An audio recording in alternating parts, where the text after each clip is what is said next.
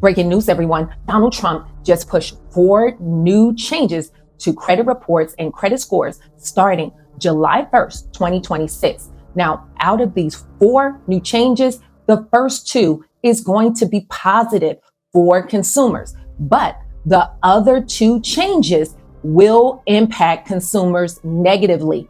And the 4th one is the worst of it all because it can negatively impact over 45 million Americans' credit reports and add on new collections to their credit reports and also lead to wage garnishments and garnishments of your Social Security. So let's jump in to the first major change. The first major change, student loan interest rate reduction.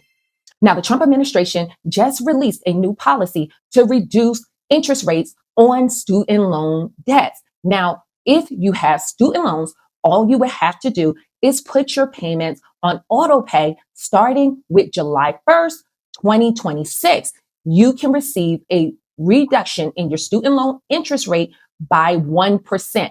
Now, if you're already in auto pay, you're receiving a already reduced interest rate because currently is 0.25% of a reduction rate if you're on auto pay, but you will receive this discounted rate. So starting July 1st, 2026, you should see your payments go down. Now, with this option, if you are not signed up on auto pay, you have from July 1st of 2026 all the way up to September 30th of 2026 to receive this reduction if you sign up for auto pay in that window of time. Now, this reduction will last all the way up to June 30th of 2028. Now, this will help your credit scores because this will avoid you having late payment on your student loans and reducing your student loan interest rate. You will be paying more towards your principal to pay off that debt faster, and with less debt obligations on your credit report, you could actually get higher credit approvals to your debt to income ratio. So this is a positive change from the Trump administration. And if you can, you want to take advantage if you have student loans. The second major change is mortgage approval changes. Moving forward, mortgage approvals has just become easier. Back in March, President Trump signed an executive order called Promoting Access to Mortgage Credit. The goal, increase home ownership, reduce regulation burdens, and expand access to mortgage loans. Now, with these rule change, it made it easier for lenders to approve borrowers. Now, starting in July, the top 30 biggest mortgage lenders will be using Vantage 4.0 as their scoring model to help approve you for mortgages. And with this Vantage score model, it is predicted that this will qualify 33 million more people to get approved for a home loan. And with the removal of the 620 credit score requirement of federal home-backed mortgages, this is going to be an addition to get people approved for a home loan who could not get approved prior. Now, still income down payments and your credit score will still play a factor of your interest rate of your mortgage. So your credit scores still matter,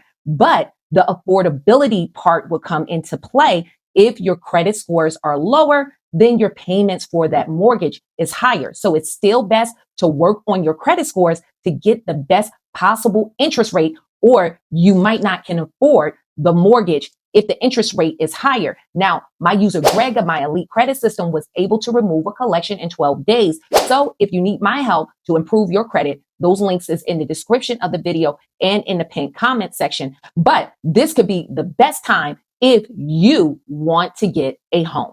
The third major change is the collection of medical debt. Senate Republicans just blocked Democrat efforts to restore protections to consumers when it came down to medical collections.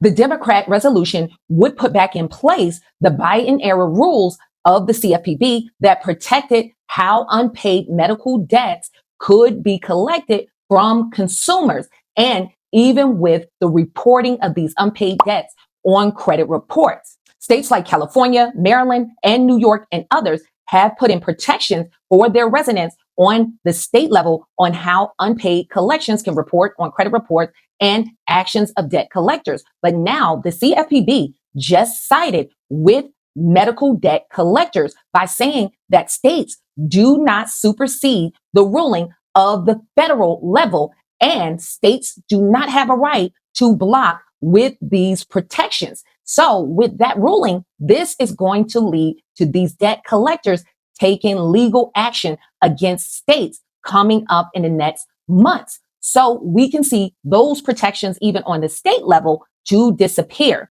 And when it comes to medical debt, this is the most common debt on credit reports. 1 out of every 3 Americans have medical debts. So this can negatively impact credit scores in a time where consumers is already strapped because of the high cost of living and inflation. Now, the Trump administration is taking a different approach. They claim that they want to attack the root cause of the high medical costs altogether instead of trying to attack the issue after the medical debt is created. Now, they have released an AIM plan from the White House to take effect starting in July of this month to ban anti-competition contracts at hospitals. They claim that this practice by hospital is driving up insurance premiums and hospital stays and even surgery costs. And by attacking this can bring down the cost altogether of healthcare and can save Americans thousands of dollars every year in medical costs and insurance premiums. Now, what is your opinion? Do you believe that the Trump approach of attacking the root cause of high medical costs is the best way to go, or to bring back the Biden protections, which block unpaid medical collections showing up on your credit reports? Drop your opinion in the comment section. Number 4, student loan collections return. Now, this is one of the biggest changes taking place July 1st, 2026. With these changes, this is going to negatively impact credit scores.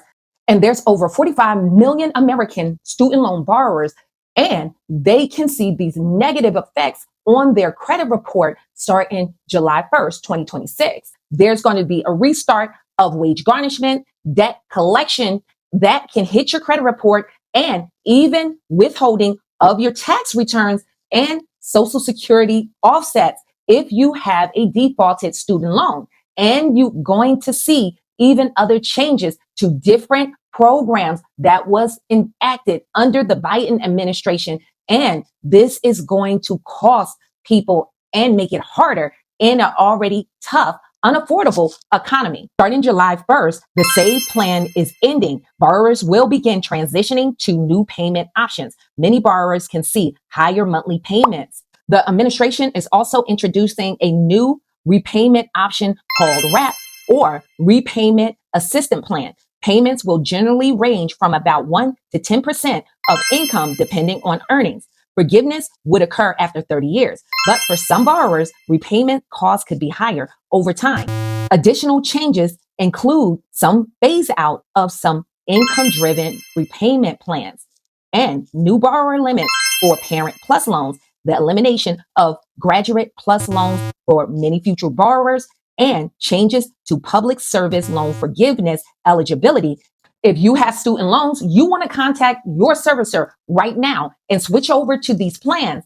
And you want to make sure you look out for your communications, because this can be detrimental to your credit score. So hopefully this information was helpful. If you have any questions or comments, leave it in the comment section. More detailed questions for me, you can go to my website and all your questions go directly to my cell phone. I hope to see you in the next video. Stay tuned.